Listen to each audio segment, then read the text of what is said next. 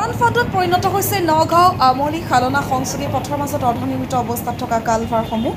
নগাঁও সদলিষ্ঠ ঘাইপথৰ আমনিৰ পৰা খালনা সংযোগী ৰাজ্যিক ঘাইপথটো বৰ্তমান নিৰ্মাণ অৱস্থাত আছে যদিও পথটোৰ মাজত নিৰ্মাণ কৰা হৈছে 10ৰ পৰা 12টা কালভাৰ, কিন্তু সেই কালভাৰসমূহ বিগত কেইবামাহ ধৰি আছে অৰ্ধনিৰ্মিত অৱস্থাত। পথ নিৰ্মাণকাৰী প্ৰতিষ্ঠানে নিজৰ ময়মতালিত কালভাৰসমূহ অৰ্ধনিৰ্মিত অৱস্থাত ৰাখি কালভাৰসমূহৰ বাবে খন্দা বৃহৎ আকাৰৰ গাঁতসমূহৰ লগতে অৰ্ধনিৰ্মিত কালভাৰসমূহ লোহাৰসমূহ বিপদসংকুলভাৱে উন্মুক্ত কৰি ৰখাৰ দৃশ্য বন্দী হৈছে আমাৰ কেমেৰাত।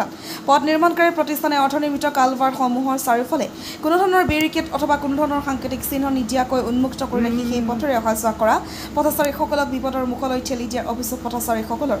জনৈক ৰাম অৱতাৰ নামৰ পথ নিৰ্মাণকাৰী প্ৰতিষ্ঠানটোক বহুবাৰ জনাৰ পাছতো কোনো ধৰণৰ গুৰুত্ব নিদিয়াৰ অভিযোগ স্থানীয় ৰাইজৰ, যাৰ বাবে এতিয়া বিপদজনকভাৱে অহা যোৱা কৰিবলগীয়া হৈছে।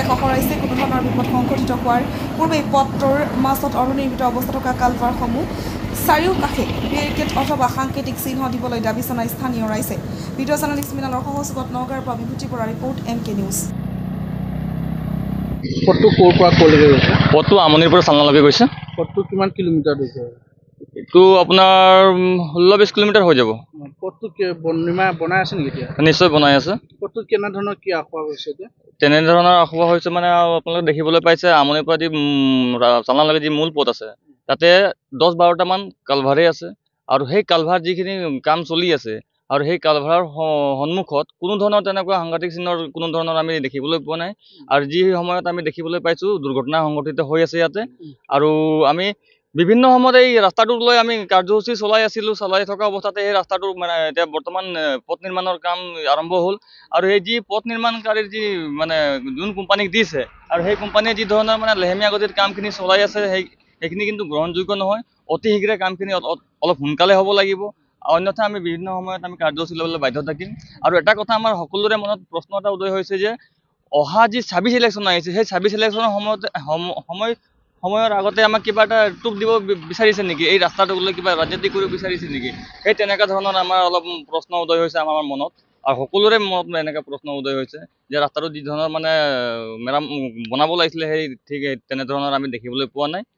আৰু অতি সোনকালে কিহৰ কাৰণে সাংকেতিক আপোনালোকে দেখিব পাব যে পুলসমূহত যি ধৰণৰ ৰড ওলাই আছে, ইয়াৰ সেই ৰডসমূহত কোনো ধৰণৰ মানে যিকোনো সময়তে চাইকেল আৰোহী হওক, বাইক আৰোহী হওক বা গাড়ী এনেকুৱা সময়ত মানে ইয়াতে দুৰ্ঘটনা ঘটিব পাৰে। আৰু ইয়াত যে যিখিনি অলপ দূৰৰ পৰা যিখিনি সাংঘাতিক চিহ্নৰ যিখিনি দিব লাগে যে সেইখিনি সাংঘাতিক চিহ্ন কোনো ধৰণৰ দিয়া নাই, তো যাৰ বাবে এনেকুৱা ইয়াতে ঘটনা ঘটি আছে আমি দেখিবলৈ পাইছোঁ। বাঁহ একো বান্ধি দিয়া নাই, কমচে কম বেৰৰ ব্যৱস্থা কৰি দিব লাগে, সেইখিনিও কৰা নাই আজি। জনাই কোন এই কিবা ৰাম অৱতাৰ আগৰৱাল নেকি, আগৰৱালজী তেখেতক কামটো চমজিছে নেকি? কিন্তু তেখেতৰ কোম্পানীত যি ধৰণৰ লেহেমীয়া গতিৰ কামখিনি চলিছে সেইখিনিতো অলপো গ্ৰহণ কৰিব নোৱাৰোঁ আমি। আৰু বাৰম্বাৰ এটাই কথা কৈছোঁ, 26 ইলেকশ্যন আহিছে সেইটোৰে কিবা এটা আমাক ৰাজনীতি চলাই আছে নেকি, এই তেনেকুৱা ধৰণৰ আমাৰ প্ৰশ্ন উদয় হৈছে।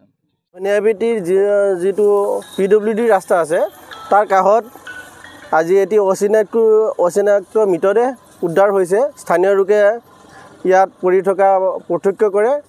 তাৰ স্থানীয় ৰাইজে বটদ্ৰৱা আৰক্ষীক খবৰ দিয়ে। বটদ্ৰৱা আৰক্ষী আহি ইতিমধ্যে ঘটনাস্থলীত উপস্থিত হৈছে, কিন্তু এতিয়ালৈকে মৃতদেহটো চিনাক্ত হোৱা নাই। স্থানীয় আৰক্ষী আৰু ৰাইজে এতিয়া প্ৰশাসনক অৱগত কৰাইছে। গতিকে এতিয়ালৈকে মৃত লোকজনৰ পৰিচয় উদ্ধাৰ হোৱা নাই। কোনো সদাশয় ব্যক্তিয়ে যদি কাৰোবাৰ ঘৰৰ মানুহ হেৰাইছে তেওঁলোকে আহি পেলাই বটদ্ৰৱা আৰক্ষীক যোগাযোগ কৰিব পাৰে, বা আমাৰ বটদ্ৰৱা সত্ৰৰ নিচেই কাষত ধনিয়াবেটী গাঁওখনৰ ৰাস্তাৰ কিনাৰতেই অচিনাক্ত মৃতদেহটো পৰি আছে। গতিকে আপোনালোকে যাৰ ঘৰৰ লোক হেৰাইছে আপোনালোকে আহি পেলাই যোগাযোগ কৰিব পাৰে।